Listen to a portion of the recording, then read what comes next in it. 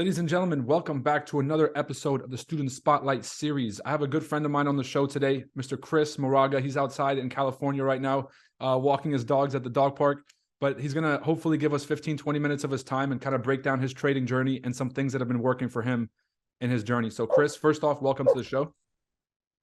Hello, it's good to be on here, man. Thank you, Roy. For sure, bro. It's been a couple of years that we've known each other, and I love seeing your growth. You've had an immense amount of progress over the past few years. So I just want to kind of get some of those gems out of you that we can hopefully pass them on to some of the other traders watching at home. Let's do it. All right. You want to give a quick background on yourself, and you want to tell folks kind of how you got into trading and how long you've been in trading? Okay. Well, I mean, I got into trading around COVID. Before that, I was doing like real estate, trying to get my real estate license, and then the whole lockdown happened, and I seen some friends of mine posting like just pictures about, oh, if you're not making money on your sleep, you're gonna die broke and blah blah blah. I was already open to that mindset, passive income. So I was like, oh, what are they talking about? And then she was like, oh, this is Forex. This is what we do. And I know the Forex market is a real thing. So I was like, okay, cool. How can I get started?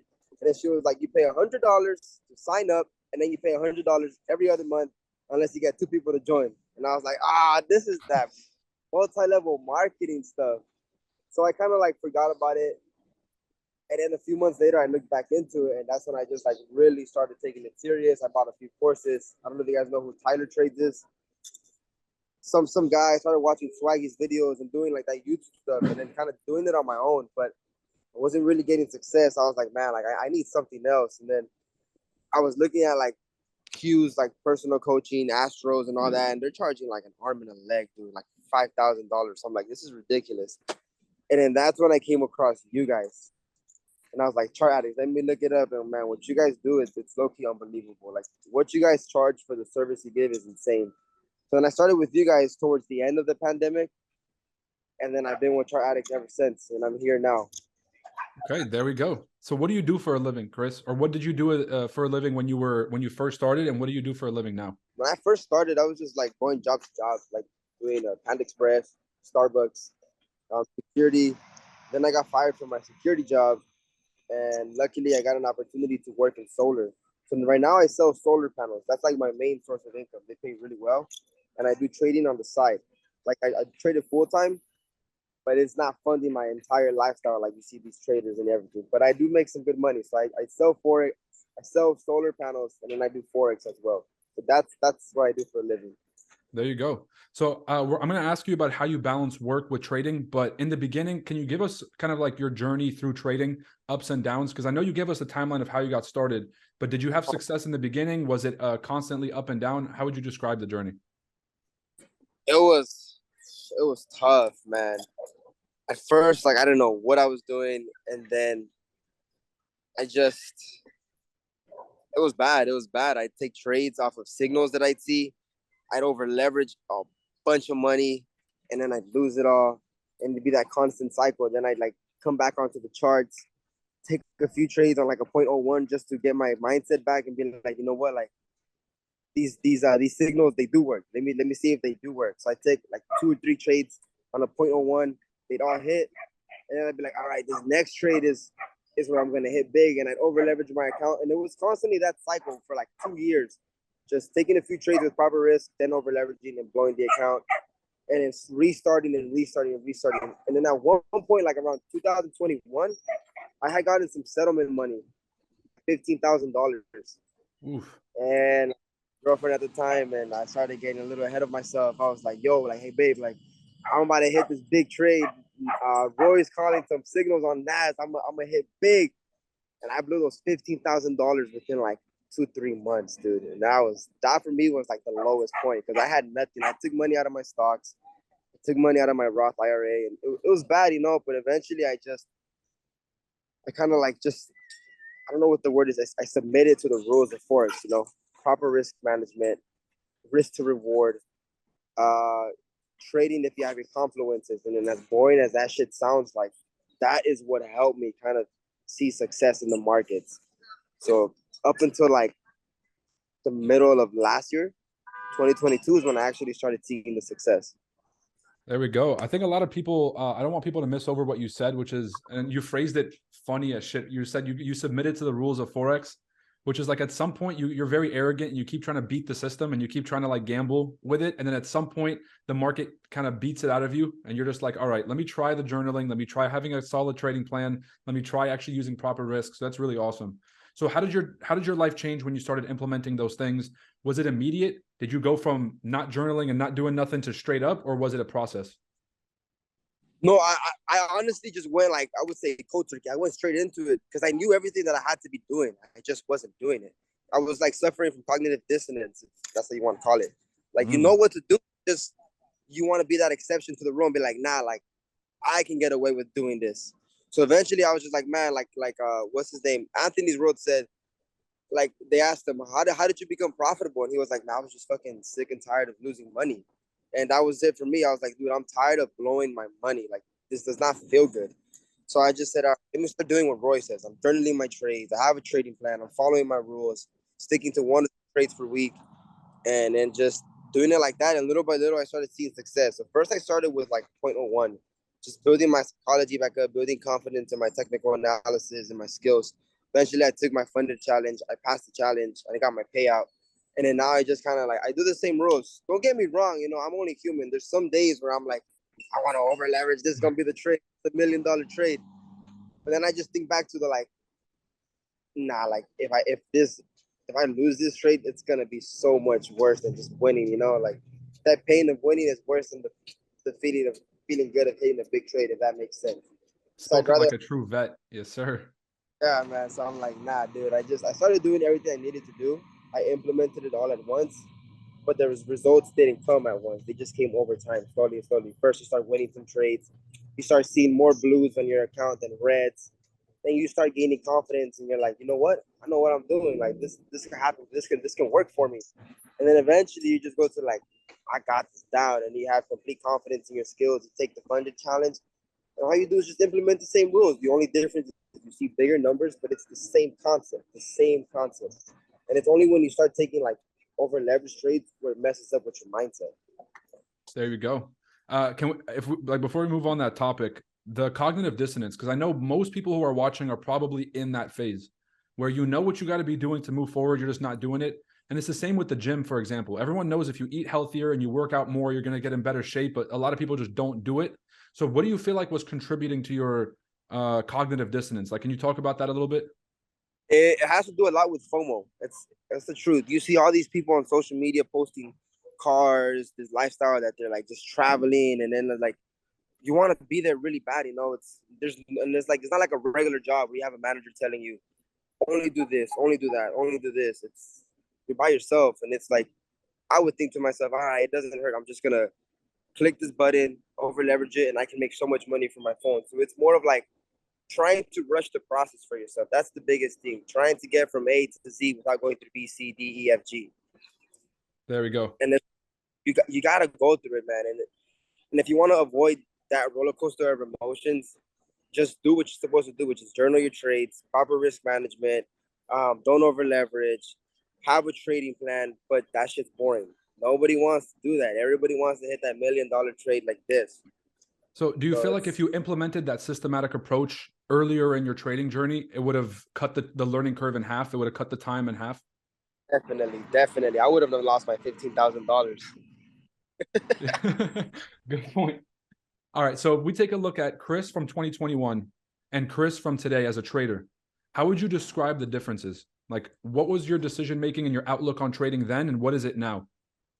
Chris from 2021 was impatient, anxious, greedy, and just not willing to cut my losses short. Very like, I forgot what was that thing you would always say where like when your trade goes into negative, you're hoping and praying for it to come down to break even to close it. But then when it goes to profit, you're not willing to hold it as much as you did when it was a negative. So it was just like I was anxious, greedy, and impatient in 2021. I wouldn't wait for my candle closures and just kind of I'd want to take a trade at everything I saw. Everything. Monday, Tuesday, Wednesday, Thursday, Friday. I felt like if I wasn't in the trade, that was the biggest thing for me. I felt like if I wasn't in the trade, I wasn't gaining traction to gain towards my success. Like I wanted to be in the trade to see that I could win the trade, to then prove myself like psychologically, I know what I'm doing, you know?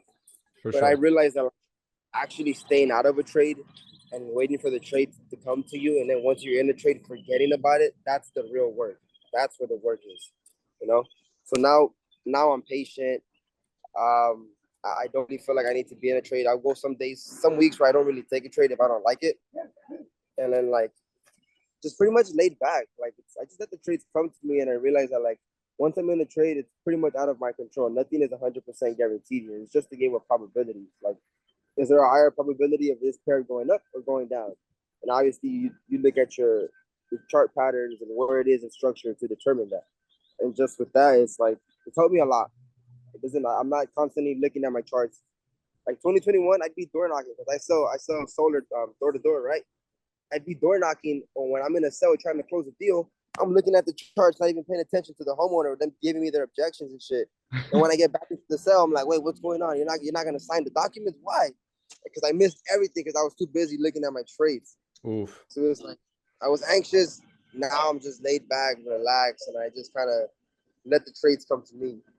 So talk about that real quick, because I know most people watching this are probably still working a job. So how are you able to balance work with trading? Because a lot of people kind of blame their job for why they're not winning, which I think is a big cop out.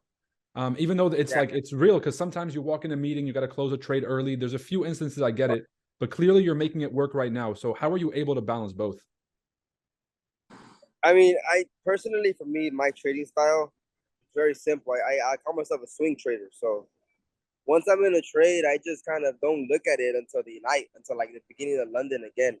And that's something that I have to develop on myself. So like it's pretty easy. I just kind of take my trades around the nighttime, like around 10 o'clock my time Pacific, 10, wait for the candle closure at 2 a.m. That's when I know how the trade is really going to play out.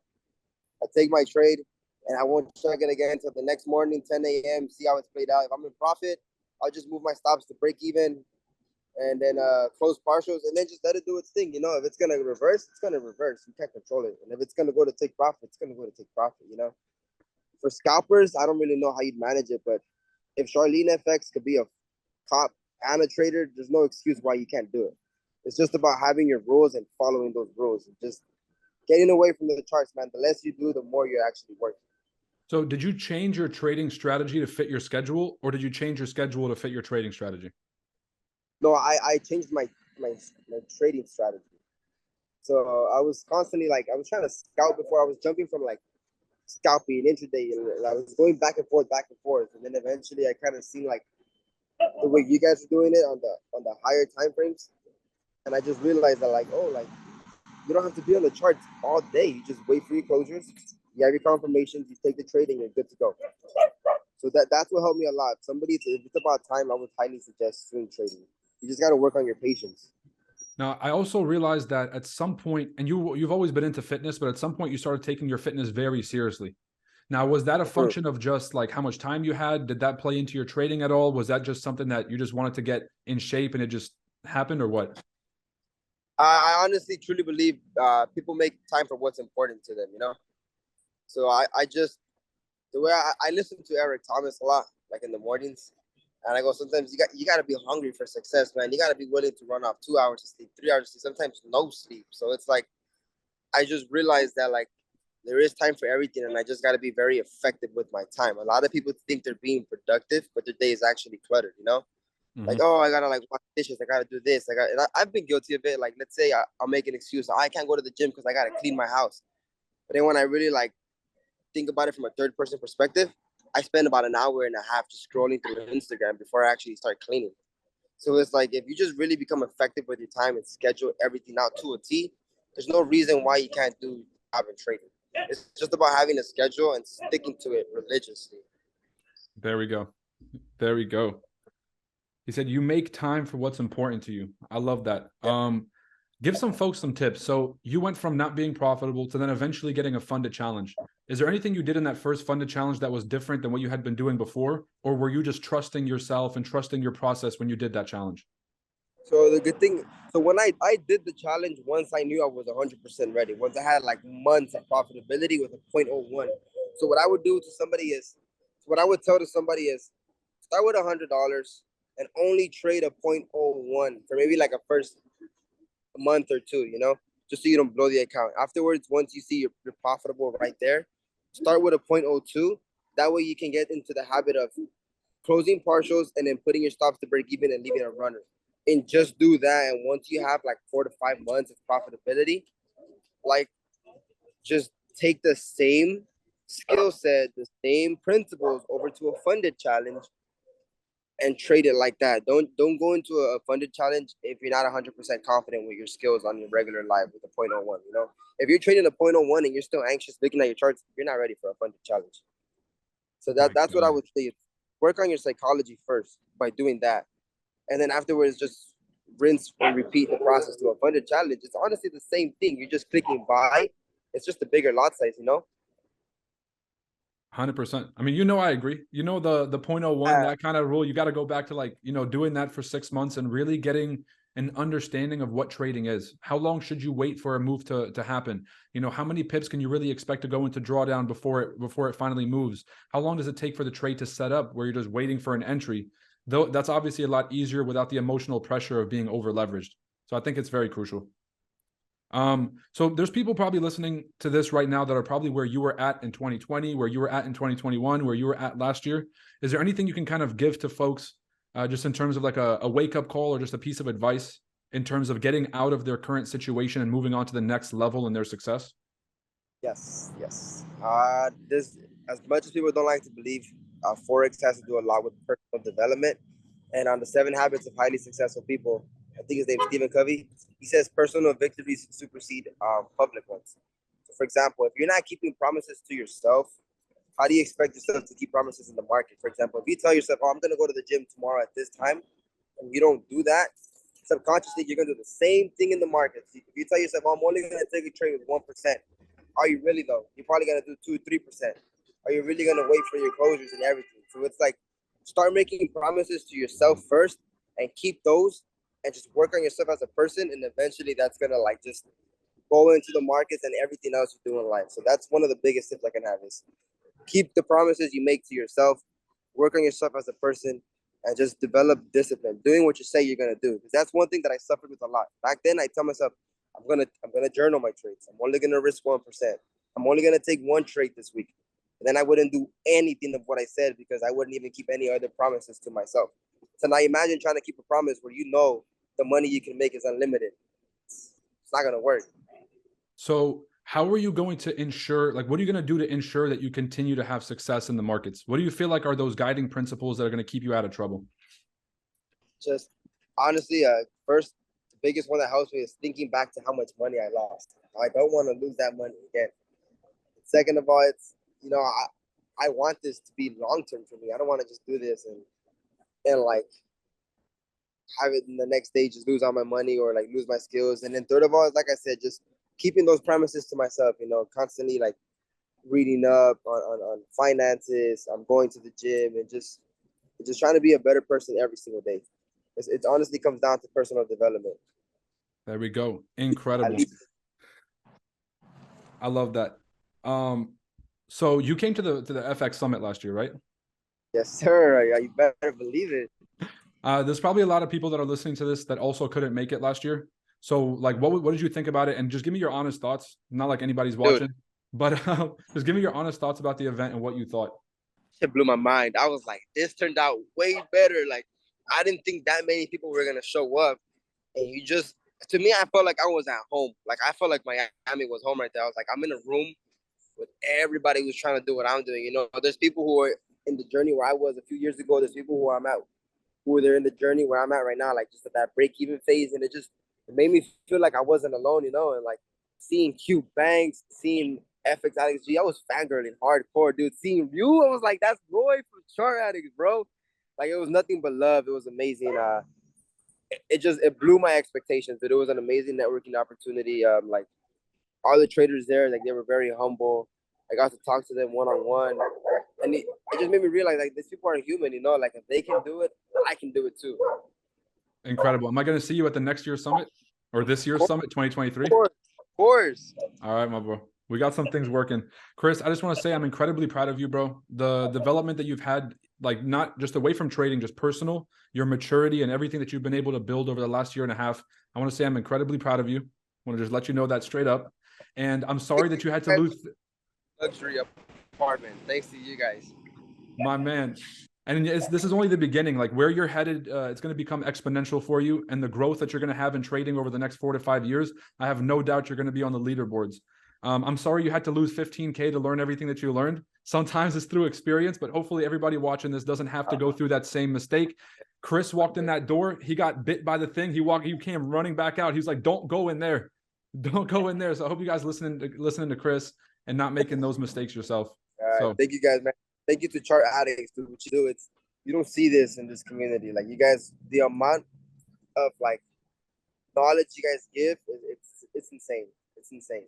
my man, Chris, always good talking to you, bro. Thank you for taking some time and doing this with us. Guys. All right, Take bro. it Have a easy. good day.